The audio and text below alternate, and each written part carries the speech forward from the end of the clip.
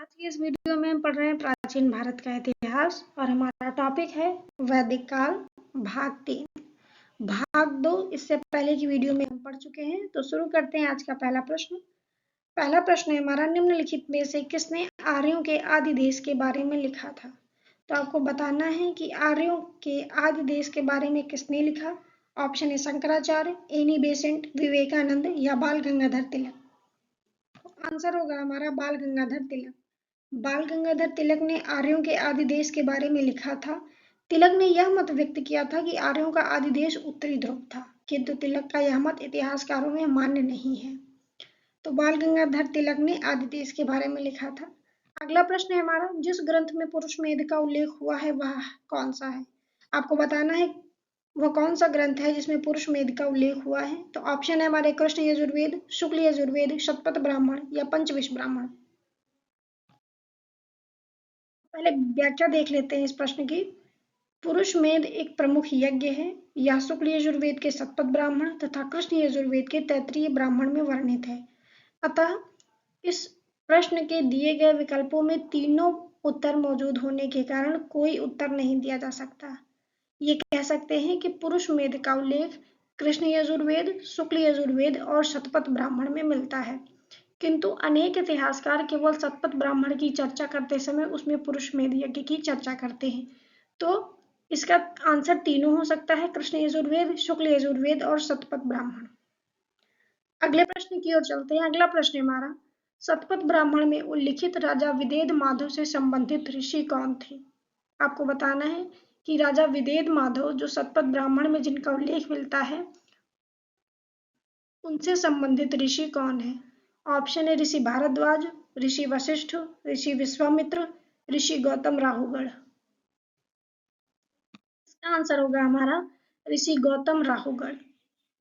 शतपथ ब्राह्मण में एक कथा उल्लिखित है राजा विदेद माधव के बारे में, जिसके अनुसार राजा विदेद माधव जो सरस्वती नदी के तट पर निवास करते थे, उन्होंने वैश्वानर अग्नि को मुख में धारण किया था और घृत का नाम लेते ही वह अग्नि मुख से निकलकर पृथ्वी पर आ गई तथा नदियों को जलाते हुए पूर्व की ओर बढ़ गई। विदेद माधव तथा उनके पुरोहित गौतम राहुगढ़ ने उसका अनुगमन किया, किंतु हिमालय से प्रवाहित होने वाली सदानीरा नदी को वह नहीं जला सके। विदेद माधव द्वारा अपने निवास स्थान के विषय में पूछे जाने पर अग्नि ने उसे सदानीरा नदी के पूर्व की ओर रहने का आदेश दिया। तो ये कथा थी छोटी सी राजा विदेद माधव के संबंध में, जिसमें यह बताया गया है कि ऋषि गौतम राहुगढ़ उनसे संबंधित ऋषि थे। अगला प्रश्न है हमारा, उत्तर वैदिक काल में निम्नलिखित में से किनको आर्य संस्कृति का धुर समझा जाता था। धुर, धुरी या केंद्र। आपको बताना है किसे समझा जाता था उत्तर वैदिक काल में आर्य संस्कृति का। तो ऑप्शन है अंग और मगध, कौशल और विदेह, कुरु और पांचाल या मत्स्य या और सूरसेन। तो इसका आंसर होगा हमारा कुरु और पांचाल। उत्तर वैदिक काल में नगरीकरण की प्रक्रिया प्रारंभ हो चुकी थी। कुरु और पांचाल इस समय के प्रमुख नगर बन गए थे तथा ये नगर उत्तर वैदिक सभ्यता के मुख्य केंद्र या धुर थे। अगला प्रश्न है हमारा, गोत्र शब्द का प्रयोग सर्वप्रथम किस में हुआ है। ऑप्शन है हमारे अथर्ववेद में, ऋग्वेद में, सामवेद में या यजुर्वेद में। तो आपको बताना है कि गोत्र शब्द का प्रयोग सर्वप्रथम किस वेद में किया गया। तो इसका आंसर होगा हमारा ऋग्वेद। गोत्र शब्द का सर्वप्रथम उल्लेख ऋग्वेद में हुआ था। गोत्र शब्द का मूल अर्थ है गोष्ठ अथवा वह स्थान जहां समूचे कुल का गोधन पाला जाता था। तो गोत्र का सर्वप्रथम प्रयोग ऋग्वेद में हुआ है। और भी गोत्र के नाम हैं जैसे कश्यप, अत्रि, वशिष्ठ, विश्वामित्र, भारद्वाज, गौतम महर्षि, ये सारे अन्य गोत्र के नाम हैं। तो और गोत्र का जो मूल अर्थ है वह होता है गोष्ठ और इसका सर्वप्रथम प्रयोग मिलता है ऋग्वेद में। देख लेते हैं अगला प्रश्न। पूर्व वैदिक आर्यों का धर्म प्रमुखता था।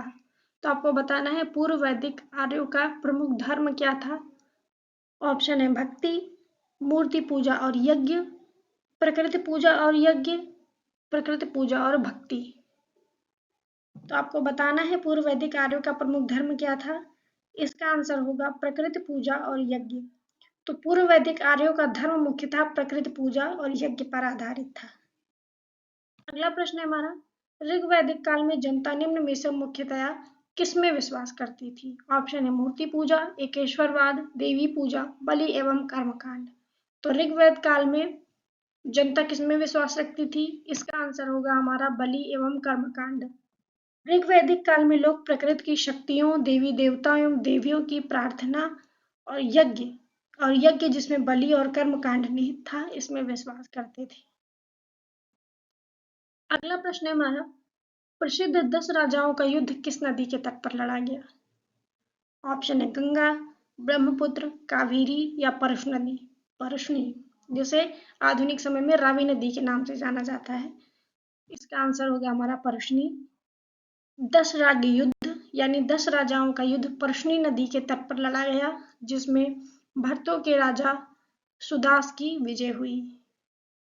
तो प्रसिद्ध 10 राजाओं का युद्ध परशुनी नदी के किनारे पर हुआ था, परशुनी, जिसे आज के समय में रावी नदी के नाम से जाना जाता है। अगला प्रश्न है, निम्न में से किस नदी को ऋग्वेद में माते तमा, देवी तमा एवं नदी तमा संबोधित किया गया है। ऑप्शन है हमारे सिंधु, सरस्वती, वितस्ता या यमुना। तो इसका आंसर होगा हमारा सरस्वती। सरस्वती को ऋग्वेद में माते तमा, देवी तमा और नदी तमा कहा गया है। माते तमा का अर्थ होता है सबसे अच्छी माँ, देवी तमा का अर्थ होता है सबसे अच्छी देवी, और नदी तमा का अर्थ होता है सबसे अच्छी नदी। तो ऋग्वेद काल में सरस्वती नदी को माते तमा, देवी तमा और नदी तमा माना गया है। अगला प्रश्न है हमारा, उस जनजाति का नाम बताइए जो ऋग्वैदिक आर्यों के पंचजन से संबंधित नहीं है। तो ऋग्वैदिक आर्यों के पंचजन से संबंधित कौन सी जनजाति नहीं है, आपको बताना है। ऑप्शन है यदु, पुरु, तुर्वशु या किकट। इसका आंसर हो गया हमारा किकट। ऋग्वैदिक आर्यों के पंचजनों में यदु, द्रिहु, पुरु, अनु, तुर्वशु शामिल थे, जबकि किकट इनसे संबंधित नहीं है। तो इसका आंसर हो जाएगा हमारा किकट, जो कि पंचजन में सम्मिलित नहीं है। अगला प्रश्न है, प्राचीन काल में आर्यों के जीविकोपार्जन का मुख्य साधन क्या था। ऑप्शन है कृषि, शिकार, शिल्पकर्म या व्यापार। इसका आंसर होगा हमारा कृषि। आर्य संस्कृति मूलतः पशुपालक और कृषक संस्कृति रही है। ऋग्वेद में कई मंत्रों में कृषि तथा उसके कार्यकलापों का वर्णन है। अच्छी कृषि के लिए वर्षा की कामना की गई है तथा पशुओं को चराने और पालने का अनेक स्थलों पर वर्णन है तथा उत्तर वैदिक काल कृषि प्रधान संस्कृति थी और इनके जीविकोपार्जन का मुख्य साधन भी कृषि था। अगला प्रश्न है हमारा, ऋग्वेद में उल्लिखित यव शब्द किस कृषि उत्पाद हेतु प्रयुक्त किया गया है। तो यव का उपयोग किसके लिए किया गया है। ऑप्शन है जौ, चना, चावल या गेहूं। आंसर होगा हमारा जौ। ऋग्वेद में उल्लिखित यव शब्द का जौ से तादात्म्य स्थापित किया गया है।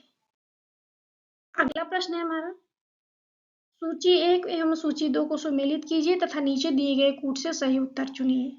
एक और सूची 1 दी हुई है और दूसरी ओर सूची 2 दी गई हुई है और आपको सूची 1 का 2 से मिलान करके सही उत्तर बताना है। तो इसका आंसर होगा हमारा डी। सुमेल देख लेते हैं इसका। सूची 1 व्रीहि, उसे चावल के नाम से जाना जाता है। मुदग, इसे मूंग के नाम से जाना जाता है। यव को जौ और इक्षु को गन्ना कहा जाता है। तो एक तरफ इसके प्राचीन नाम दिए गए हैं और दूसरी ओर इसके आधुनिक नाम दिए गए हैं। व्रीहि मतलब चावल, मुदग का अर्थ है मूंग, यव का अर्थ है जौ और इक्षु कहा जाता है गन्ना को। देख लेते हैं अगला प्रश्न, ऋग्वैदिक पणिक किस वर्ग के नागरिक थे। आपको बताना है पणिक किस वर्ग में आता था। ऑप्शन है पुरोहित, लोहार, स्वर्णकार या व्यापारी। तो इसका आंसर होगा हमारा व्यापारी। व्यापार वाणिज्य प्रधानतः पणि लोग करते थे। ऋग्वेद में पणि शब्द का उल्लेख कई स्थानों पर हुआ है। पणि ऋण देते थे तथा ब्याज बहुत अधिक लेते थे। उन्हें वेकनाट या सूदखोर भी कहा गया है। तो पणि व्यापारी वर्ग के नागरिक थे। अगला प्रश्न है हमारा, वैदिक युग में प्रचलित लोकप्रिय शासन प्रणाली कैसी थी? ऑप्शन है निरंकुश, प्रजातंत्र, गणतंत्र या वंश परंपरागत राजतंत्र। तो वैदिक युग में प्रचलित शासन प्रणाली बतानी है आपको। इसका आंसर होगा वंश परंपरागत राजतंत्र। वैदिक काल में प्रचलित लोकप्रिय शासन प्रणाली वंश परंपरागत राजतंत्र प्रणाली थी, यद्यपि जनता द्वारा चुनाव के भी कुछ उदाहरण मिलते हैं, किंतु वैदिक युग में वंश परंपरागत राजतंत्र प्रणाली प्रचलित थी। तो आज की वीडियो में बस इतना ही। मिलते हैं अगली वीडियो में, तब तक के लिए नमस्कार।